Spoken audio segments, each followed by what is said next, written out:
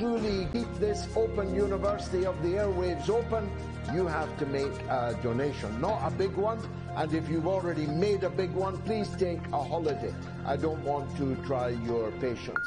But if you are one of the hundreds of thousands of people who haven't made any donation at all, then you're going to have to, or you're taking a free ride at everyone else's expense.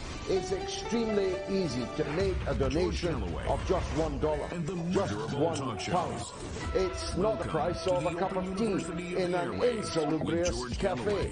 So please do so. The details are coming up on the screen now. From next week, you'll be able to text your donation in from the United States and from Great Britain to make it even easier. And then there will be no remaining excuse for not paying your way.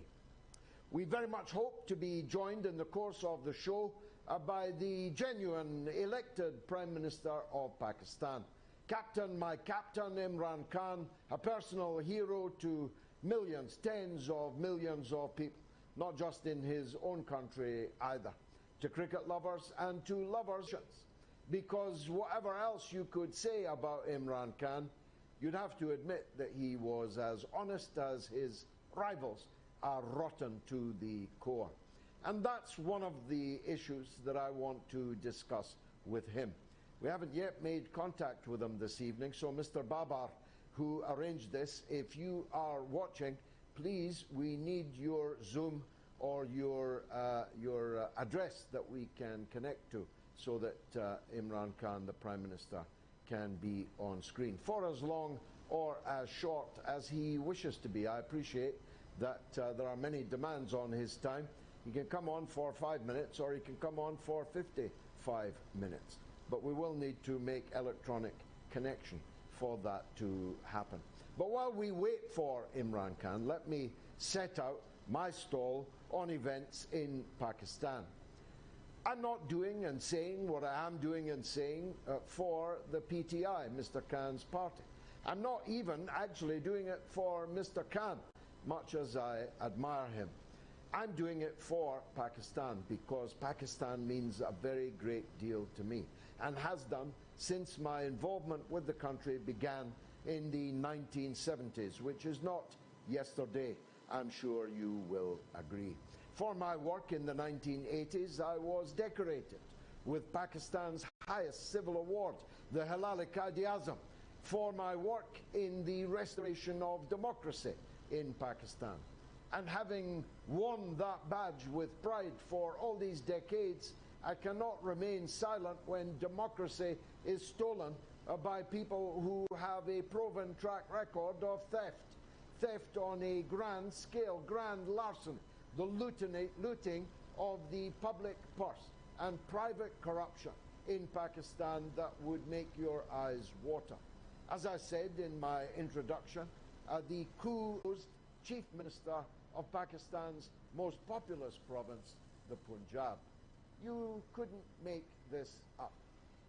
The proximate reason for the overthrow of Imran Khan was that he lost a rigged no-confidence motion in the Pakistan National Assembly, where overnight 20 members of his ruling party defected to the opposition.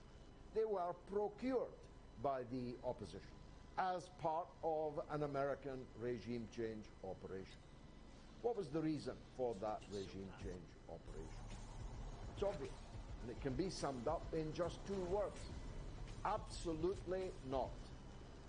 When Imran Khan was asked, would Pakistan be joining the Western organized sanctions and quarantine, embargo, a siege on Russia, Imran Khan said, absolutely not.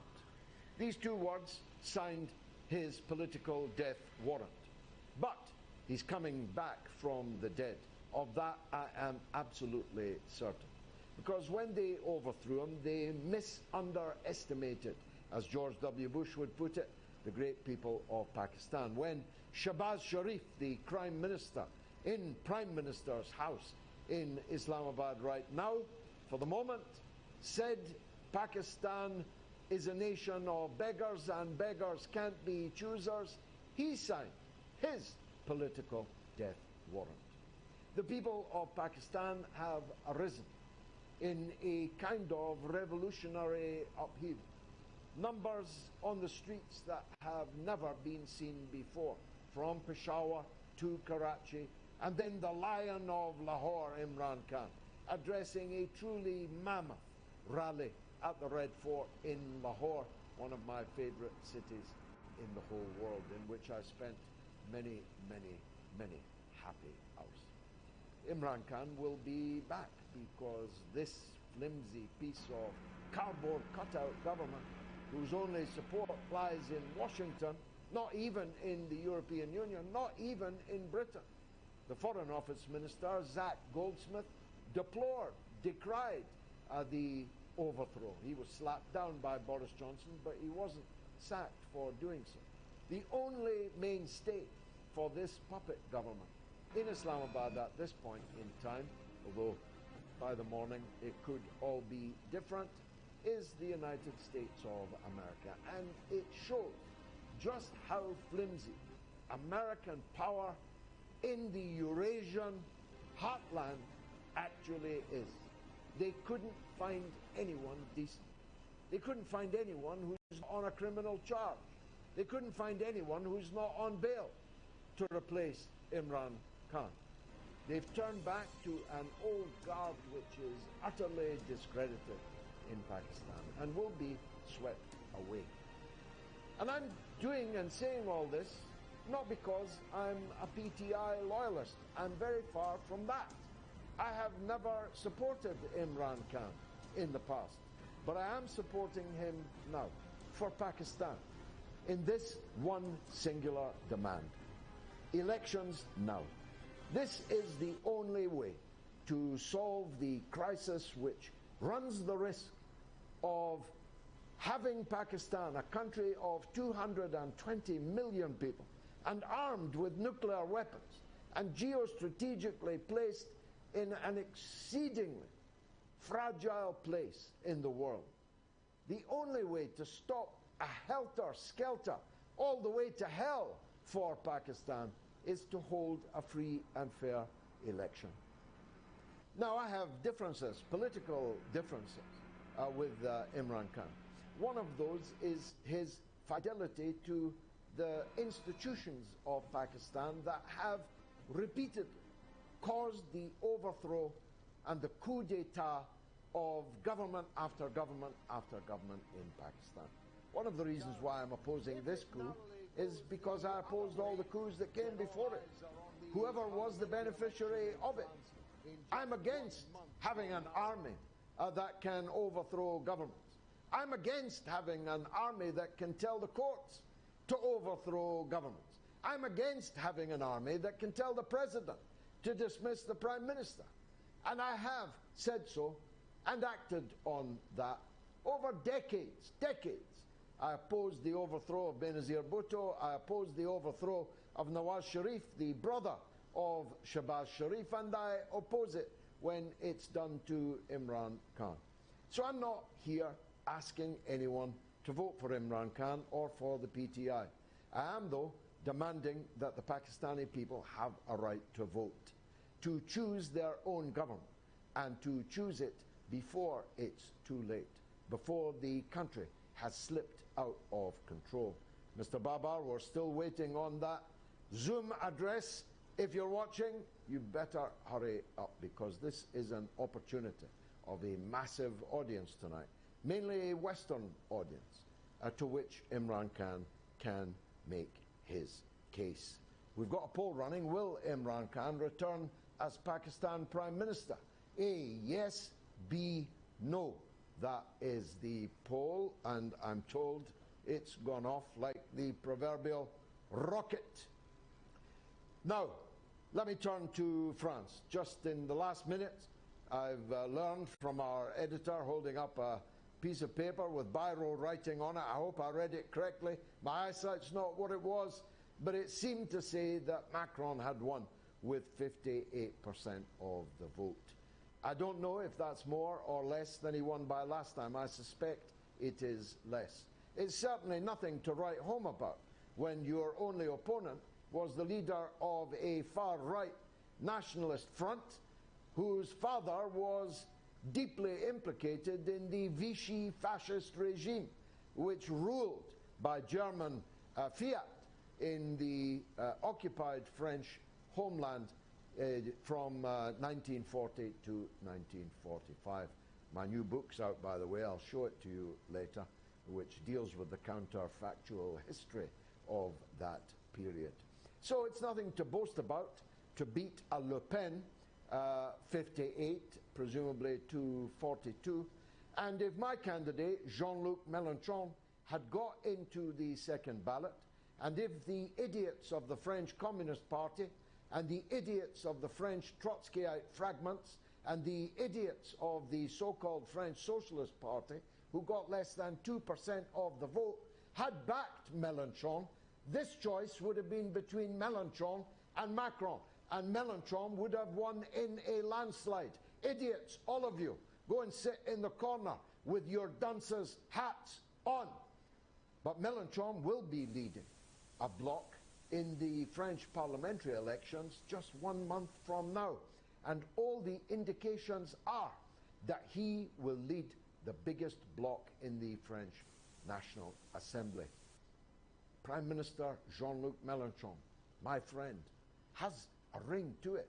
If we get Imran Khan back in, that'll be 2 prime ministers that are friends of mine that will be sitting in prime ministerial accommodation. I very much hope so. I don't know how that poll is going, but it's big, and it's yes, 91%. Will Imran Khan return as Pakistan Prime Minister? Yes, 91%. No, 9%. My goodness. And there's a record-breaking number of votes already, and it's only 17 minutes past the hour. Are you watching, Mr. Baba? 13,700 votes. No sign of Imran Khan yet. Let me turn to Gonzalo Lira. I said rather sonorously last Sunday that I feared for the safety and even the life of the citizen journalist Gonzalo Lira, who had disappeared on a week past Friday and had failed to show for his interview with us last Sunday. He had earlier said that if we didn't hear from him within 12 hours, we should put his name on a list of those who have been disappeared, presumed and actually in some cases murdered by the fascist hordes, the Black Hundreds that underpin the coup regime in Kiev. As the week went on, we became more and more convinced, looking at the exaltation of various fascist sites on Twitter and elsewhere, that Gonzalo Lira had been murdered, and indeed murdered in a most foul way. And I'm very glad to say that that turned out to be false, because just 24 hours or so ago, after I had received anguished mail from Gonzalo's father in the United States, Gonzalo turned up alive. And we are going to be speaking to him in the course of the show. Gonzalo Lira is one of very few people who are actually bringing us any news at all about the war in Ukraine. The rest are bringing us propaganda from the watering holes of Kiev. They're not even venturing into the places they are reporting about. But Lira is, or rather was, on the streets of Kharkov, which is now very definitely a war zone. The battle for Kharkov has begun. And like the rest of the battles, it will only end one way. It's better, therefore, that it ends quickly and by negotiation. And the United Nations Secretary General Guterres is on the aeroplane headed for Turkey, where he'll engage in talks with President Erdogan, then to Kiev to talk with President Zelensky, and then to Moscow, where he will talk with President Putin and Foreign Secretary Mr. Lavrov. I earnestly hope, that a peace agreement can be reached. as a result of this initiative, too little, maybe too late, definitely, by the United Nations, who have been more or less silent throughout the 5-6 weeks of this conflict. I hope that peace will come. I fear that it will not, because I don't think that the administration of Joe Biden has any wish for this war to come to an end. I believe that NATO, which is just another name for the United States of America, is ready to fight to the last drop of Ukrainian blood, to see the last building in the last city in Ukraine fall to the ground in rubble. I believe, as I believe